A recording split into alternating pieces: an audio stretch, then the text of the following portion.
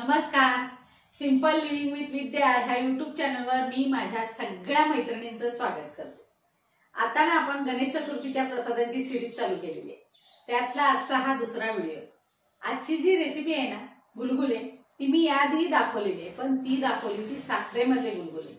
आज जे आपण गुलगुले दाखवणार आहेत ना ते आहेत गुळामधले, जे बाप्पांनाही आवडतील, लहान मोठ्यांना सगळ्यांना आवडतील अशी मस्त अशी रेसिपी आहे. आता ती कशी करायची ना ते आता आपण बघूया. गुलगुलेसाठी जे साहित्य लागणार आहे ना त्यामध्ये मी 1 कप घेतलेलं आहे गव्हाचं पीठ, म्हणजे बरोबर ह्या कपनं मी गव्हाचं पीठ घेतलेलं आहे 1 कप, आणि त्याच कपानं घेतलेलं आहे गूळ 1 कप.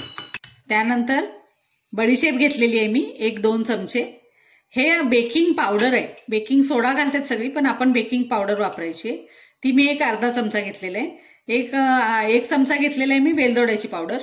त्यानंतर थोडंसं चवीपुरतं मीठ. हे इतकं मीठ आपल्याला घालायचं नाही, अगदी किंचित असं घालायचंय. आणि आपल्याला हे सगळं मिक्स करण्यासाठी लागणार आहे पाणी. हा गूळ आहे ना हा मी ह्या भांड्यामध्ये काढून घेते. ह्याला काय करायचंय माहितीये का, आपल्याला ह्यामध्ये थोडंसं पाणी घालायचंय आणि हा गूळ आहे ना वितळवून घ्यायचा आहे. साधारण 1 कप पाणी आधी घालून बघायचं. जर आपल्याला वाटलं आणखीन घालायला लागेल तर आणखीन थोडं घालायचं. त्या पद्धतीनं तुम्हाला हे वितळवून घ्यायचंय. जर तुम्हाला वाटलं गॅसवर थोडा वेळ ठेवून करावं तरी चालेल, पण जास्त गरम होऊ द्यायचं नाहीये. पटकन ते वितळेल इतकंच हे करायचं आपल्याला. गुळाचं फक्त पाणी करायचं आपल्याला, बाकी काही करायचं नाहीये. आपला गुळ ह्यामध्ये वितळून झालेला आहे, पण त्यानंतर पण हा जरासा गाळून घ्यायचा, कारण बऱ्याचदा गुळामध्ये कचरा किंवा काहीतरी असण्याची शक्यता असते. आता आपल्याला हे गव्हाचं पीठ वगैरे आहे ना हे आता मिक्स करून घ्यायचंय गुळाच्या पाण्यामध्ये. त्यासाठी आधी ह्या बाउलमध्ये मी हे सगळं साहित्य काढून घेते. पहिल्यांदा गव्हाचं पीठ घेतलं, त्यानंतर त्यामध्ये बडीशेप घालायची. बडीशेप नक्की घाला, खूप चव छान येते त्यामुळे. त्यानंतर ही आपली वेलदोड्याची पावडर,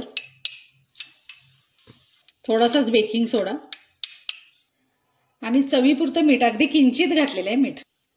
हे पीठ ना आपल्याला व्यवस्थित मिक्स करायचंय आणि त्यानंतर ना आता ह्यामध्ये गुळाचं पाणी घालून मिक्स करायला चालू करायचंय. हे पीठ जास्त पातळ करायचं नाहीये आपल्याला, साधारण दरदरीत होईल असं करायचंय आपल्याला. मिक्स करत करत बघायचंय आपल्याला, गाठी होणार नाही त्याची काळजी करून तुम्ही व्यवस्थित असं मिक्स करून घ्या. ते हे खरं तर झालेलं आहे, पण काय आहे हे थोडं साधारण जो घट्टपणा आहे ना त्यामुळे ते पडताना व्यवस्थित पडत नाहीत, म्हणून एकदम किंचित असं आणखीन थोडंसं पाणी घालायचं आणि ह्याला एकदम सॉफ्ट असं तयार करायचं बॅटर. हे बघा आता हे हलकं झालं आणि जितकं तुम्ही फिरवाल ना तितके ते गुलगुले सुद्धा पोकळ व्हायला मदत होते. छान फेटून घ्यायचं. हे बघा गुलगुलेचं पातळपण आता बघितलं तुम्ही, इझिली ते पडायला लागले, म्हणजे आपल्याला टाकताना ना तेलामध्ये व्यवस्थित असं टाकता येईल. इथं कढईमध्ये ना मी इथे तेल तापत ठेवलेलं आहे. तेल आता मस्त गरम झालेलं आहे आपलं. तेल गरम झाल्यानंतर ना गॅस बारीक करायचा आहे, कारण आपले गुलगुले जे आहेत ना हे गुळातले. कुठलाही पदार्थ जर गुळातला असला ना तर तो तेलात घातला की लगेच त्याचा रंग डार्क होतोय. त्यामुळे थोडंसं एकदा तेल तापवून घेऊन गॅस बारीक करायचा. त्यानंतर हे गुलगुले हात ह्याच्यामध्ये घालायच्या आधी ना हा हात आपण पाण्यामध्ये थोडासा बुडवून घ्यायचा, ज्याच्यामुळे काय होते गुलगुलेचे पीठ उचलताना ना ते हाताला जास्त चिकटत नाही आणि सोडायला सोपं जाते.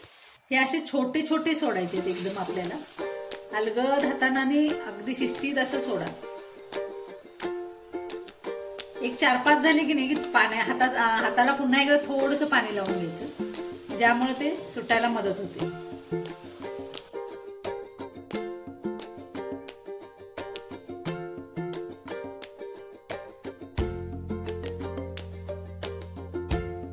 गुलगुले तळून झालेले आहेत आपले आता हे, आणि हे कसे क्रिस्पी झालेत बघा, याचा आवाज बघा तुम्ही. हे बघा हे वरून किती कठीण झालेले आहेत. हे मी फोडून दाखवते आतून. हे बघा किती मस्त अशी जाळी फुटलेली आहे आणि आतून पूर्ण सॉफ्ट आणि वरून इतके कडक आहेत. अशा पद्धतीने आपले गुलगुले तयार झालेले आहेत. ह्या गुलगुल्यांचं आणखीन एक वैशिष्ट्य मी सांगते तुम्हाला, की एकतर आपल्याला प्रसादामध्ये देताना सुटसुटीत प्रत्येकाला एक देता येतोय. त्यानंतर हे क्रिस्पी आणि हे असल्यामुळे आतून असलेली बडीशेप त्याच्यामुळे इतकी चव छान लागते की सगळ्यांना वाटणार हे काहीतरी तुम्ही वेगळं केलेलं आहे ह्या वेळेला प्रसादाला. त्यामुळे ना ह्या वेळच्या गणेश चतुर्थीला असा प्रसाद नक्की करून बघा आणि मस्त अशी त्याची मजा घ्या.